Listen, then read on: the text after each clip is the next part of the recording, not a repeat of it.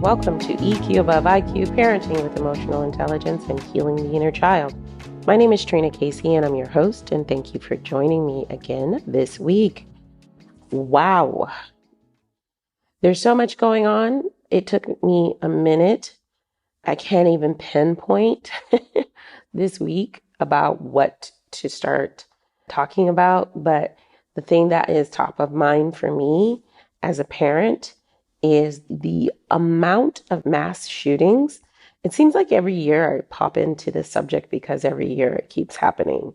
And we are in May now, and I think there's been 223 mass shootings since the year started, which is above the average. Not even the average. I think it's just like beyond the average. But the point I'm trying to make is that we got to get this gun stuff figured out. I mean, it is the Second Amendment BS is just not flying anymore.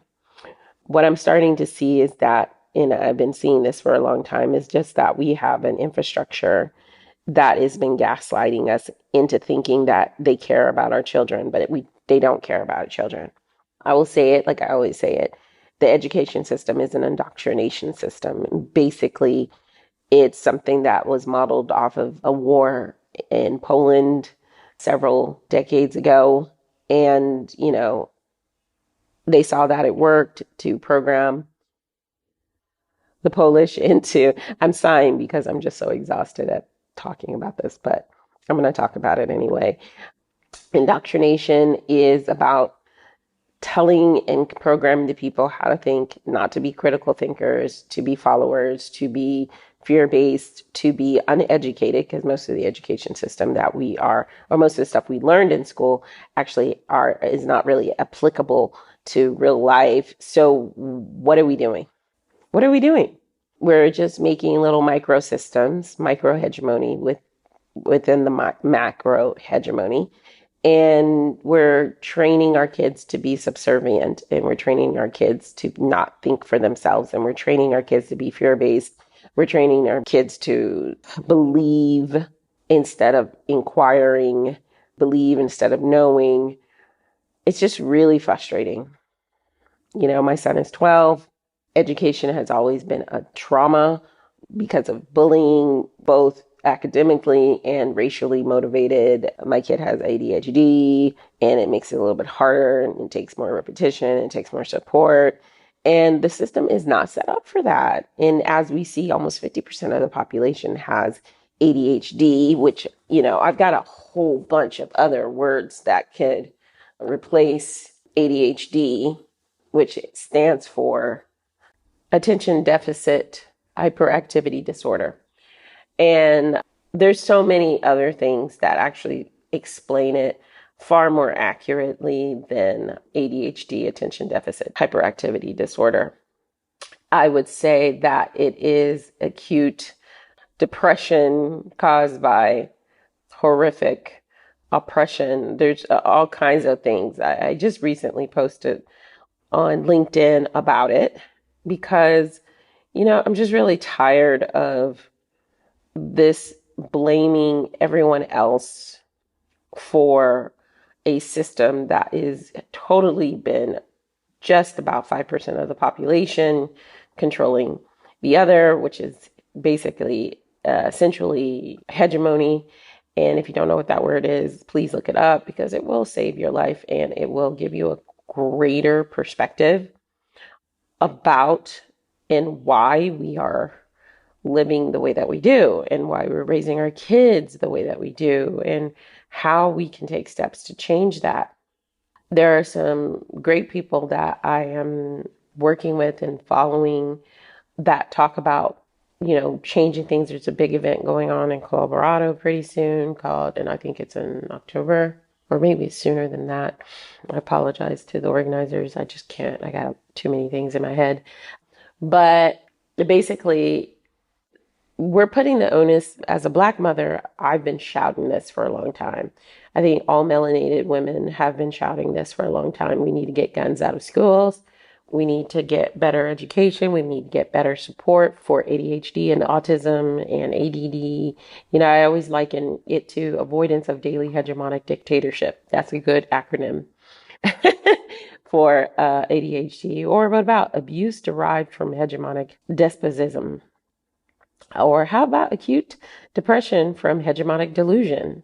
And ADD could easily be called acute desire to disconnect because the brain can only do so much in a day, but the demand on us to produce and this objectification for a production model created by the Rothschilds and the Rockefellers of the heyday of the early industrial revolution does nothing for humanity and has done nothing for humanity. And when the ship is about to sink, it's just they do their grand reset, destroy everything, and then everyone who was already struggling struggles more, and they're just fine. They're cushy. Matter of fact, they actually make money off of the destruction of society every time it happens. And, I won't call it civilization anymore because it's not civilized. We've got big corporations like BlackRock and Blackstone, which is its mother company, doing all this undercover crap and going in and creating wards in different parts of the world just to aggrandize themselves and keep wealthy and yeah.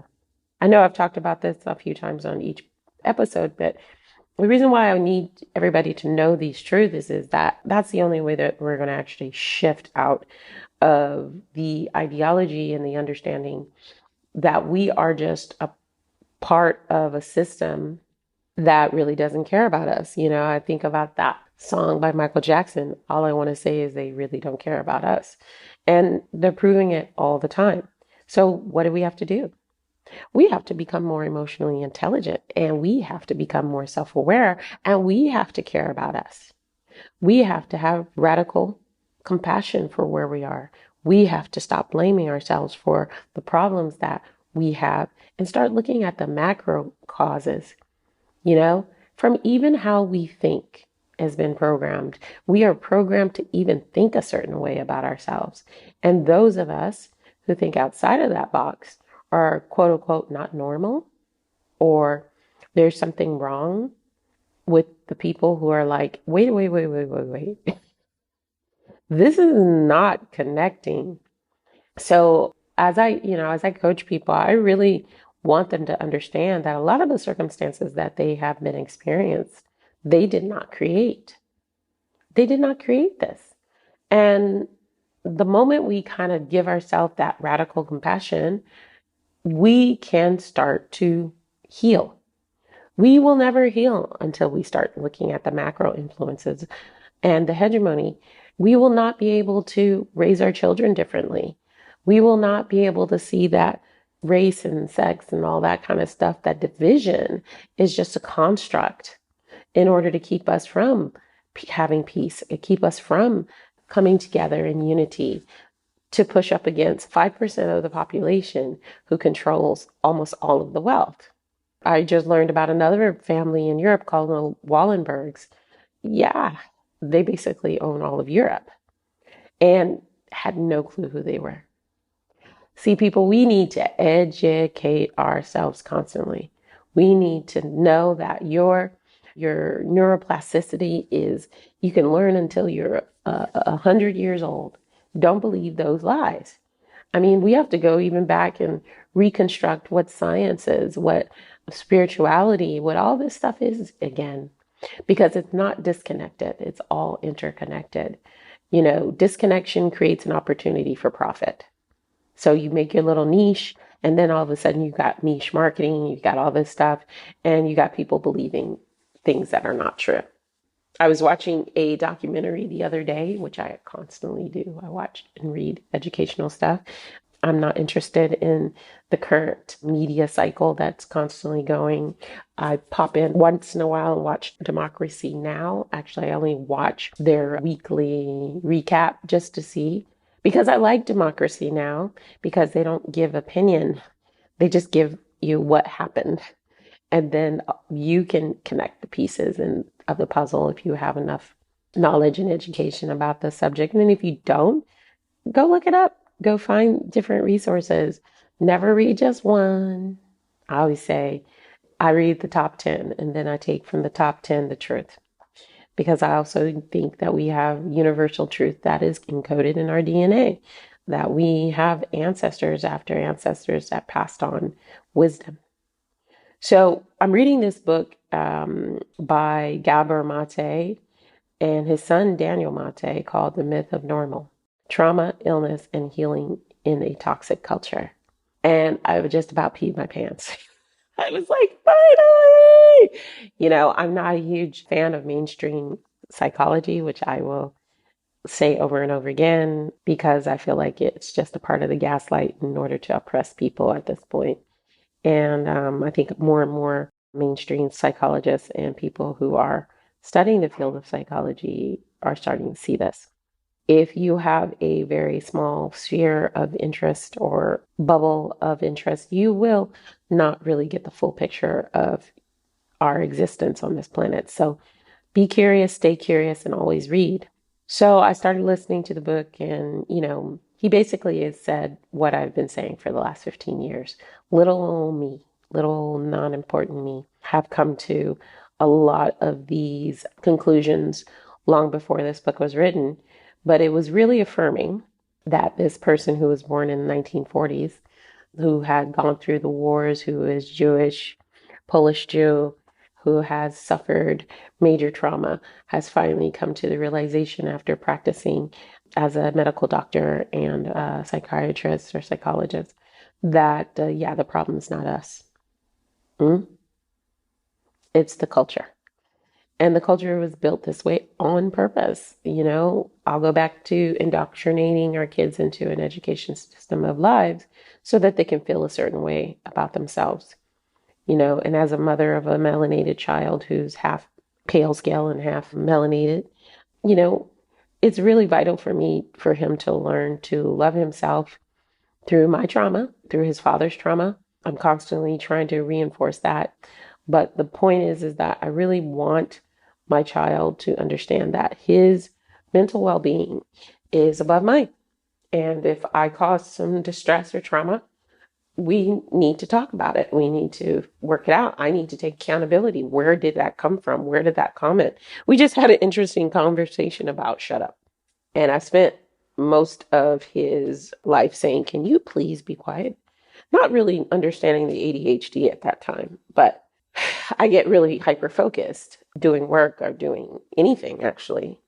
I'm sound sensitive as well with my ADD, which was diagnosed much later in my life, but I'm sound sensitive. I'm like, stop. And I think it's frequency sensitive to tell you the truth. I'm like, I cannot stand the music of today. Oof, it is exhausting just hearing all that auto tune and all that stuff. I was like, what happened to music? I feel like an old person for saying that, but it's true.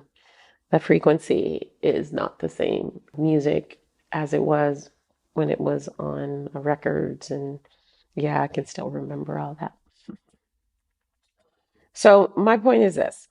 Until we get real about what's really happening in the world and we get knowledgeable about what's going on in the world, we're going to keep the same cycle and the same people in charge of that cycle.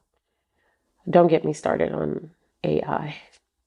I'm gonna get this started on AI. AI, though it has all these amazing capabilities, it is still programmed by the same people. And then those people have no conscience or they have no desire to move forward with equity and integrity and transparency. We're going to have the same problem. The only difference is we're going to be deeper in a psychosis and a cognitive dissonance that doesn't allow us to see that we're living in an illusionary world of delusion, to tell you the truth, delusion of freedom, delusion of intelligence. AI is just another gaslight. AI is a deeper hole to be dug in, and AI is dangerous. And it's already being used to con people out of their money. Just saw a young lady post on a TikTok talking about how someone used AI to replicate her little brother's voice and call her grandfather, to try to dupe him out of money. You know, people, can you please use your genius for something positive? But see, when you create a world where it's only about capitalism, when it's all about a dog eat dog world, people start using their imagination and creativity for the dark side, as I call it. I'm a big Star Wars fan, but it is so true. They just go to this dark side instead of using their genius to protect people, for example, from AI being used to rob and steal from you. They do the exact opposite. And, a lot of these companies are working out from India, like the ones that would call and, target your old grandma. They tried to get me too. I was like, I'm not that old. I'm not that stupid. And I just laugh. I start asking them questions. So how's your day going? How many people do you usually scam out of their money during the day? What's your average? What are your KPIs? I start messing with them because it's absolutely ridiculous that they are targeting them, the last of the vulnerable in this world, the people who want to do good, or the ones that are older that can't understand technology and how it works. And so, they're already struggling to just log on to the computer to go into their bank account to pay their bills. You know, I would say my mother and I would say my father are in that category. They just, they're used to going into the bank and dealing with things. So as we move more and more and more into a technological colony that we are going to we're going to leave a lot of people vulnerable. And so those people out there who created this AI scam, please, please, please find some humanity, find your heart again and stop it, because you're obviously extremely intelligent and I applaud you, but can we use it for good and not evil? It's just that we don't need to be doing this to each other and teaching our kids that this is how our world is, that you can't trust anybody. Somebody else contacted me and we were talking about how the way there is no trust. Basically, he was like, you don't tell people your dreams, don't tell people your aspirations, don't tell people. And I was like, a part of me gets it, but another part of me is like very heartbroken, because there was a time when we lived in a more egalitarian way where we supported each other's dreams, where that dream supported the next person's dream. And it was a domino effect of building up culture in such a manner. It was community based, and that all got turned to skepticism and to be a cynic. And that's what capitalism has created for the world. No one feels safe anymore to trust. There's a few of us out there that push through and are manifesting the lives that we want, and even through the tough times. See, for some reason, there's a fallacy that in order to be happy, that you don't have difficult times, when actually that's the furthest from the truth. Happiest people I see in the world are the ones that have very little, that don't have all the technology that we have, that don't have the ease of, entitled comfort, or the desire for entitled comfort is what I see as the big problem. So people are stepping on each other's necks in order to find this quote unquote lifestyle of luxury. And then once you get all of that stuff, guess what? You're not happy anyway, because there's a karmic footprint that is created by people's actions, whether they see it or not. Look at the world right now. We are currently living in a karmic footprint that the hegemony has created. And it could be easily corrected if if they just stop it. And so back to the guns. We got to get guns out of schools. We got to get guns out of hands. Serbia just turned in 300,000 guns, I think it was, because there were a lot of illegal arms in Serbia, but they had one or two school shootings, and that was enough. Millions of people showed up and they turned in their guns. Simple. They turned in their guns because they no longer wanted to risk the lives of their children in school, their children going to malls like this recent one. And what really, grinds my gears is that it was race related. It was, another Aryan brother, fear-based person, male, deciding that terrorism is the only way to keep control. Well, where did he learn that? Our history. American history, United States and other countries included, have been using terrorism instead of love and communication and civil discourse to control the people, because that's all they got. Watching Cleopatra, I just watched that documentary Cleopatra where, she's obviously mixed race in there and people are moaning and groaning, the Egyptians and she wasn't black. I'm like, dude, your country's in the middle of Africa. Come on. You know what? Nobody knows exactly what she looked like because she wasn't there. We weren't there. But I know for sure she wasn't that much on the pale scale. You know what I mean? And that has to do with a lot of Egyptian history, because the people who controlled the narrative of archaeology have always been white males, pale scale males. And when you control the narrative, you control the artifacts, you control the narrative. That's why the Rothschilds and the Rockefellers have some of the biggest collections of antiquities in the world, bigger than museums. That's why the Smithsonian was founded. We are hiding our true history and origins, and they're doing their darndest to continue in countries like Iraq and Iran, where the hotbed of antiquities and history, it was started. I mean, the Sumerians, now they're bombing Sudan, another very, very strong historical area. They're bombing Ethiopia, same thing. There's a trend, okay? There's a trend. Just watched this documentary about this huge sinkholes in Russia and the release of methane gas due to the melting of the permafrost. But, big holes are being exploded from there to Alaska. We have got to change our behavior as a species. Not we, me and you, because we're basically along for the ride, but we can educate ourselves. We have to make decisions about where we invest our money and our time and our imagination to stop those 5% people from doing what they're doing, robbing our children of their future. And that includes guns, that includes food production, that includes everything you can possibly think under the sun is been influenced by people who don't care about us. They don't care about us. So what do? We care about ourselves. We care about our neighbors. We care about our friends and family.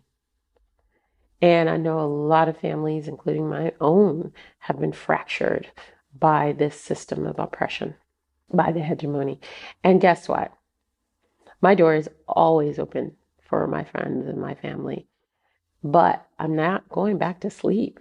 And I think that's probably one of the biggest challenges on an emotional level, is that once you're awake, you stay awake. You can't go back to sleep. And not that I don't sleep well, I sleep peacefully because I rather know than not know. And I make authentic connections, like many of the people that follow me on this podcast, many of the people who are in like mind, many of the people who are even challenging some of the things that I say because, oh, you don't have a doctorate in this and that. And I was like, okay, go ahead and look it up. A lot of people end up eating crow because I don't say what I don't know. I don't say what I don't marinate in my brain before I say it. And then the things that I do say that can't be 100% proven are from spirit. Mind, body, spirit connection. They're not separated.